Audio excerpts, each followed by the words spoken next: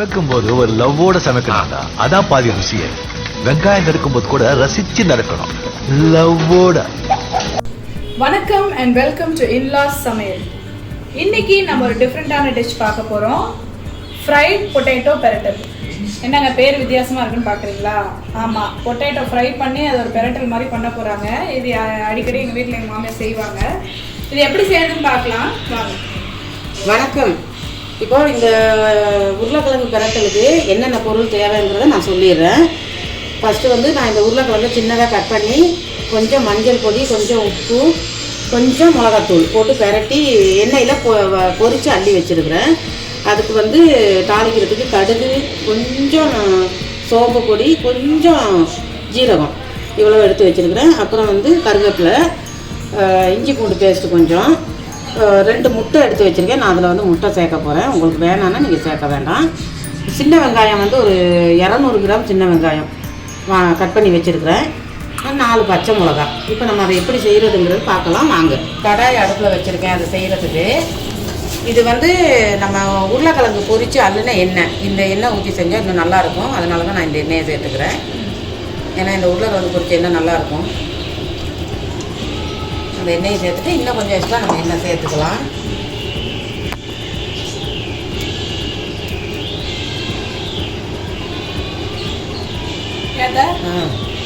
ஏற்கனவே நம்ம வந்து பொட்டேட்டோ ஃப்ரை ஒன்று பண்ணியிருக்கோம்ல. ஆமாம், அந்த கட்டர் தூள் மாதிரி அரைச்ச மிளகா அப்படி மட்டும் போட்டு. இது வந்து வேறு மாதிரி ரெசிபி நான் சொல்கிறேன். இப்போ இதில் வந்து இந்த கடுகு உளுத்தம் பருப்பு சேர்த்துக்கிறேன். அது வேக வச்சு உருளைக்கிழங்கு வேக வச்சு நம்ம அந்த காஞ்ச மிளகாய் வந்து ஒன்றும் பாதியமாக மிக்சியில் அரைச்சிட்டு அதுக்கு வந்து பேர் கட்டர் தூள். அந்த வேக வச்ச உருளைக்கிழங்கு இந்த கட்டர் தூள் தான் அதுக்கு வந்து ஸ்பெஷல். இது வந்து வறுத்துட்டு செய்யணும் நம்ம உருளைக்கிழங்கு பொரிச்சிட்டு. இது ரொம்ப டேஸ்ட்டாக இருக்கும். அடுத்து இந்த கருவேப்பிலையை சேர்த்துக்கிடுவோம்.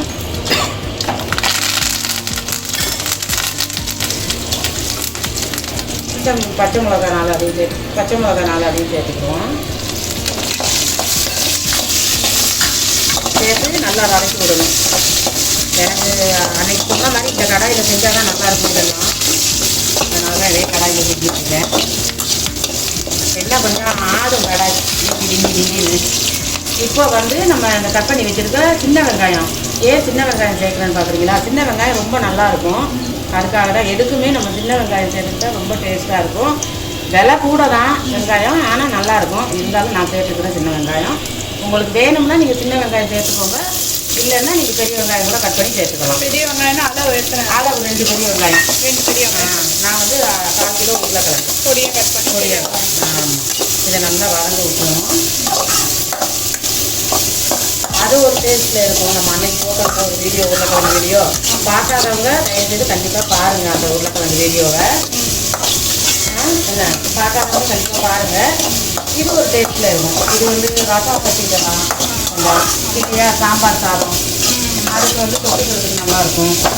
இல்லை இதவே வெறுசாக இதவே செஞ்சுட்டு சாதத்தில் பெரட்டி சாப்பிட்றது நல்லாயிருக்கும். நம்ம இந்த குழம்பு தேவை இப்போ டைம் ஆகிடுச்சு.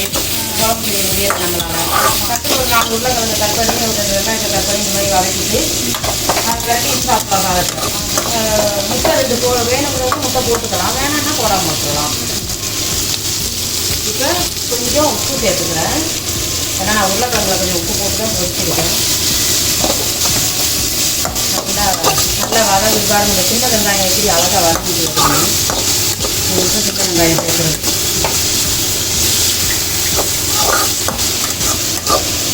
இப்போது நான் இஞ்சி பூண்டு பேஸ்ட்டு ஒரு ஸ்பூன் எடுத்து வச்சுருக்கேன், அதையும் சேர்த்துக்கிறேன். இதெல்லாம் நல்லா வதக்கிடுவோம்.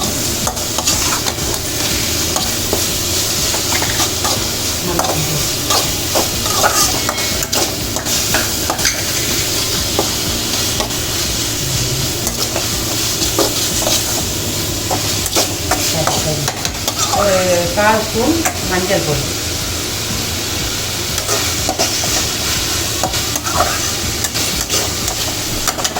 ஒரு ஸ்பூன் மிளகாத்தூள்,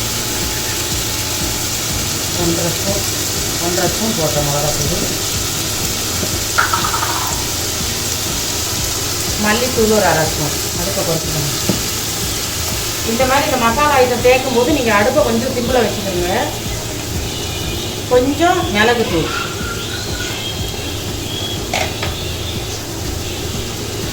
அதே போல் கொஞ்சம் ஜீரகத்தூள். இதுக்கு வந்து நான் கொஞ்சம் கரம் மசாலா சேர்க்க போகிறேன். டேஸ்ட்டு நல்லாயிருக்கும். கொஞ்சம் கரம் மசாலா, சில்லி மசாலா எவ்வளோதையும் போட்டு நல்லா நம்ம மிக்ஸ் பண்ணிடணும்ல.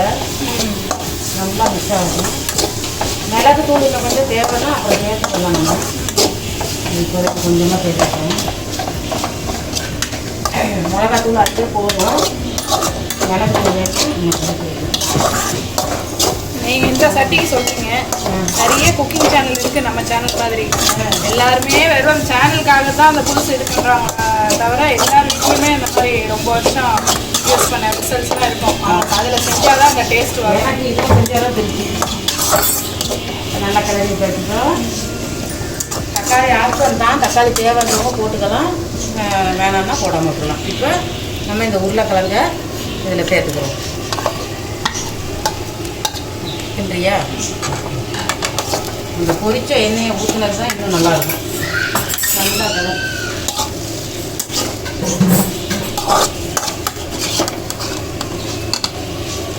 நல்லா மசாலா எல்லாம் நல்லா மிக்ஸ் ஆகணும். அதோட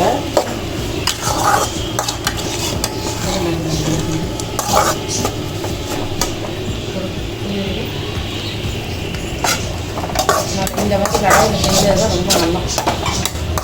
அதெல்லாம் நல்லா கலந்து வந்துடுச்சு.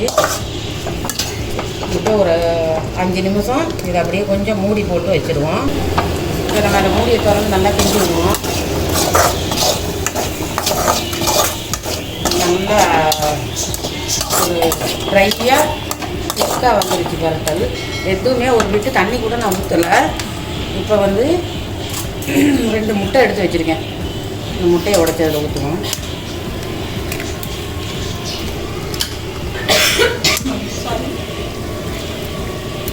ரெண்டு முட்டைக்கு 3 முட்டையும் ஊற்றிக்கலாம். நான் எனக்கு 2 தான் ஊற்றுறேன். ஏன்னா கொஞ்சமாக செய்கிறதுனால 2 ஊற்றுறேன். இந்த 2 முட்டையும் ஊற்றி அடுப்பை கொஞ்சம் ஃபாஸ்ட்டாக வச்சுக்கோங்க. இதை அப்படியே நல்லா கிளப்பி வைக்கணும். நம்ம சூடாக சோறு வடிச்சிட்டு இதை போட்டு பெரட்டி சாப்பிட்டா அவ்வளோ நல்லாயிருக்கும், டேஸ்ட்டாக இருக்கும். முட்டையும் போட்டு நல்லா அந்த முட்டையெல்லாம் வேகிற அளவுக்கு கிண்டிகிட்டே இருக்கணும். அடுப்பு கொஞ்சம் ஃபாஸ்ட்டாக வச்சுக்கணும். பார்க்கவே நல்லா இருக்குல்ல.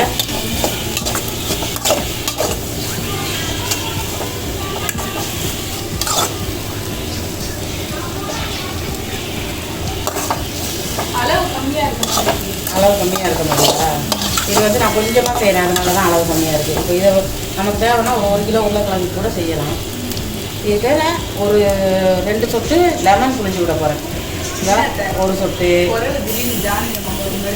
2 சொட்டு ஜானகியம்மா குழம்பு மாதிரி இருக்கா? ஏன் குழம்பா? இதான் 2 சொட்டு லெமன் அதையும் வந்து நல்லா கிளறி விடணும். கம்மியாக இருக்குது. இதில் வந்து நமக்கு சேர்க்க வேண்டிய பொருளெல்லாம் ரொம்ப கம்மி தான். முட்டைன்னா 2 முட்டை, 2க்கு 3 முட்டை. இப்போ நான் வந்து இது கிட்டத்தட்ட ஒரு 1/4 கிலோவுக்கு கொஞ்சம் கூடவே தான் இருக்கும் உருளைக்கிழங்கு. அதனால் ஒரு 6 உருளைக்கிழங்கு வந்துச்சு. இது வந்து இதே மெத்தடில் கூட செய்யலாம். கண்டிப்பாக நம்ம அந்த வீடியோ கூட ஒரு நாள் போடுவோம். கருணக்கிழங்கு இந்த மாதிரி செஞ்சு கருணக்கிழங்கு வந்து கருணக்கிழங்கு வந்து வேக வச்சு செய்யும். அவ்வளோதாங்க. இது வந்து ரொம்ப நேரம் எடுத்துக்காது.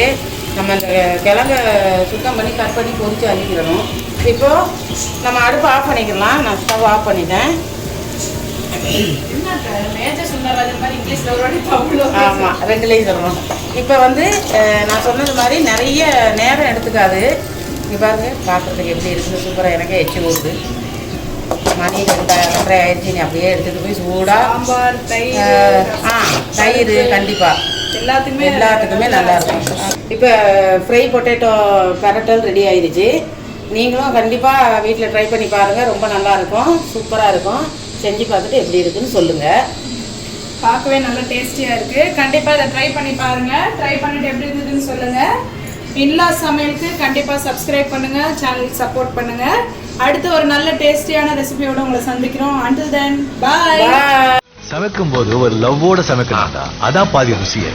வெங்காயம் நறுக்கும் போது கூட ரசிச்சு நறுக்கணும். லவ்வோட.